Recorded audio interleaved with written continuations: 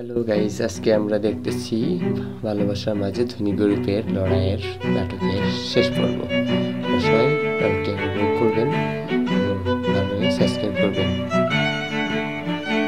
চলুন নাটকটি দেখা যাক সবাই।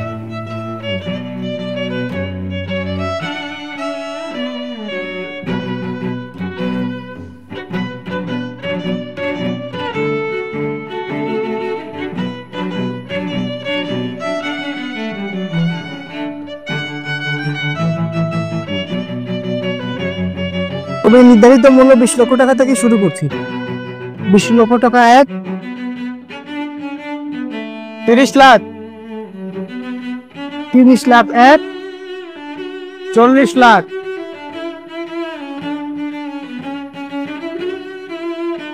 40 লাখ, 40 লাখ 1, 40 লাখ 2,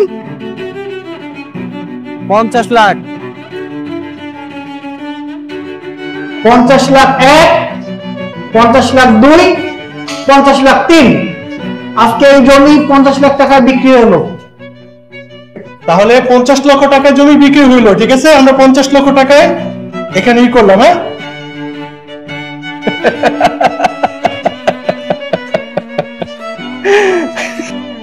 কি রে নির্লজ্জ, তুই এরকম করে হাসছিস কেন? একটা গরিব ছোট লোক আমার মতো মানুষের সাথে নিলাম প্রতিযোগিতা অংশগ্রহণ করতে আসছিস? কারণ হেরে গিয়ে জিতে যাওয়ার মজাটাই আলাদা। যা বলবি পরিষ্কার করে বল। আচ্ছা ঠিক আছে, আমি পরিষ্কার করে বলছি। আপনি যে জমিটা 50 লাখ টাকা দিয়ে কিনলেন, ওই জমিতে আপনি কিচ্ছু করতে পারবেন না। কেন? ওটা একটা ডোবা।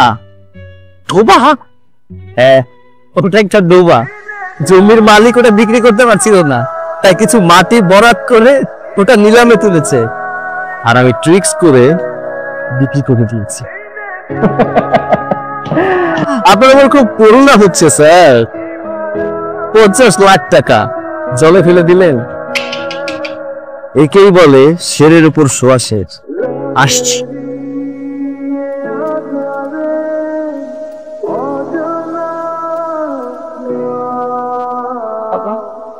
সেদিনই তো বিয়ের কথা বললে তুমি আমাকে। আমি তো স্পষ্টভাবে বলেছি আমি বিয়ে করবো না। তারপরে আজকে কেন বলছো বিয়ের কথা? আমি তোর কোনো কথা শুনতে চাই না।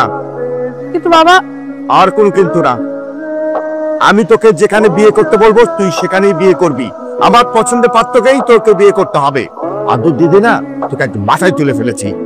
শোন, আমি তোকে লাস্ট বারের মতো বলছি, পরশুদিন তোর গায়ে হলুদ, তুই মেন্টালি প্রিপারেশন নে।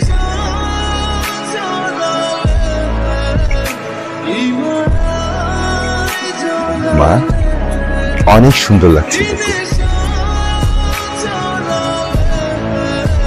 দাঁড়ান।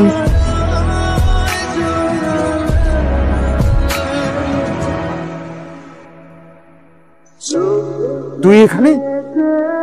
কোন সাহসে তুই আবার আমার বাড়িতে এসেছিস? আমি আমার বন্ধক রাখা ভালোবাসাকে ফিরিয়ে নিতে এসেছি। বন্ধক রাখা ভালোবাসা মানে?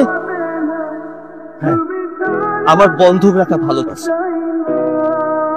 আপনি আমাকে 1 কোটি টাকা দিয়েছিলেন, বিনিময়ে শর্ত দিয়েছিলেন আপনার মেয়েকে ভুলে যাওয়ার জন্য। যখন আমি জানতে পারলাম আমার বন্ধক রাখা ভালোবাসাকে অন্যের জন্য সাজানো হচ্ছে, আমি আর স্থির থাকতে পারিনি। তাই আপনার দেওয়া 1 কোটি টাকা সুদ সমেত ফেরত দেওয়ার জন্য এসেছি। এই যে ব্যাগ দেখতে পাচ্ছেন, সব টাকা এর ভিতরে আছে। বিনিময়ে ফিরিয়ে নিতে এসেছি আমার ভালোবাসার মানুষ। যে ভাব, আমি তোমাকে সত্যি অনেক ভালোবাসি। সেদিন তুমি আমার কথা শুনতে চাও। তোমাকে আমি অনেক কিছু বলতে চেয়েছিলাম। আমি বলতে চেয়েছিলাম আমার সত্য জুড়ে শুধুমাত্র তুমি আছো। আমি কেনই বা টাকা নিয়েছি, কিন্তু তুমি আমার কোনো কথা শোনো। তুমি আমাকে মাঝ রাস্তায় একটা থাপ্পড় মেরে চলে গিয়েছে, কোনো কিছু বলার সুযোগও দাও। যেভাবে আমি গরিব ছিলাম, আমার ইচ্ছা ছিল আমার বাবার ব্যবসাটাকে আবার দাঁড় করানো, কিন্তু সেই টাকা আমার কাছে ছিল। আমার কাছে এমন কোনো সম্পদ ছিল না যে আমি ব্যাংকের কাছে বন্ধক রেখে টাকা নিয়ে ব্যবসা দাঁড় করাবো, ঠিক সেই মুহূর্তে তোমার বাবা আমাকে অফার, আমার ভালোবাসা বন্ধক রাখার জন্য সে আমাকে 1 কোটি টাকা। আমি অফারটা ফেলতে পারি, আমার বিশ্বাস ছিল আমি ওই টাকা দিয়ে নিজের ব্যবসা আবার দাঁড় করাতে পারবো, তোমার বাবার সমস্ত টাকা ফিরিয়ে দিতে পারবো এবং আমার ভালোবাসার মানুষকে ফিরিয়ে দিতে। যেভাবে আমি জানি ভালোবাসার বিনিময়ে আমার টাকা দেওয়াটা ঠিক হয়নি, কিন্তু এছাড়া আমার কোনো উপায় ছিল না। আজমল সাহেব, আপনার মেয়ের জন্য এমন মেধাবী জামাই পাবেন না আপনি, যে কিনা বিয়ের আগে শ্বশুরের টাকা নিয়ে ব্যবসা করে সেই টাকা সুদ সমেত আবার শ্বশুরকে ফেরত দিয়েছে। ওর শরীরে বইছে বিজনেসম্যানের রক্ত। তাই বলি কি, আপনার মেয়েকে অন্যের জন্য না সাজিয়ে আমার ছেলের জন্য সাজিয়ে দেন। আপনি একদম ঠিক কথা বলেছেন। আমার মেয়ের জন্য শোকত বাবাজি পারফেক্ট। বাবা, আমি তোমার পছন্দ করা ছেলেকে বিয়ে করতে পারবো না। ঠিক আছে, আমার পছন্দের ছেলেকে তোর বিয়ে করতে হবে না। শোকতের হাতেই তোকে আজকে আমি তুলে দেব। খুশি? যা। এখন মনে হচ্ছে মা আমাকে ঠিক কথাই বলছে।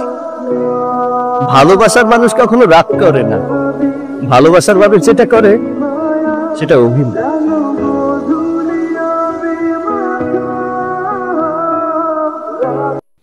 দেখেন বন্ধুরা, দেখুন দর্শক, আপনাদের জন্য একটি নাটক এডিটিং করতে অনেক সময় লাগে, অনেক কষ্ট অনেক পরিশ্রম করতে হয়। আপনি ভালো লাগার জন্য, দেখার জন্য দয়া করে সাবস্ক্রাইব করুন প্লিজ। ধন্যবাদ সকলকে।